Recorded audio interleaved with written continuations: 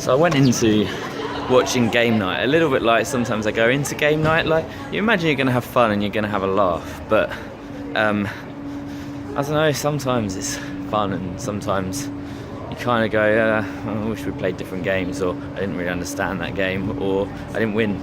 So I don't know, you kind of like, sometimes, I don't always feel up for it. So I was a bit nervous, and I think the thing is with game night as a film is that it was kind of looked like one of those films on the trailer that could be really funny but also could be really naff. To be honest, I was pleasantly surprised. The film's premise is basically some friends go to a game night.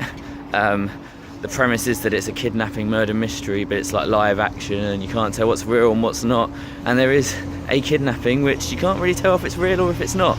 I think what I would say for the film is that if you're expecting a kind of really deep murder mystery that you're going to have to really think about and work out what's going on, there's probably elements of the plot that are a little predictable, and certainly things that have happened in previous films. But that being said, it shouldn't take away from the fact that this film was incredibly fun. Like, it's probably one of the most fun I've had in the cinema in a long time. It was funny, like genuinely funny. A lot of the visual humour was brilliant. A lot of the acting is really fun. The characters are well made. The theme of having a game all the way through kind of continues, but not in a forced way, but in a way that kind of just makes you laugh. It's quite exciting, and you're kind of intrigued to know how it's going to end. So there's very little to say about this that wasn't good.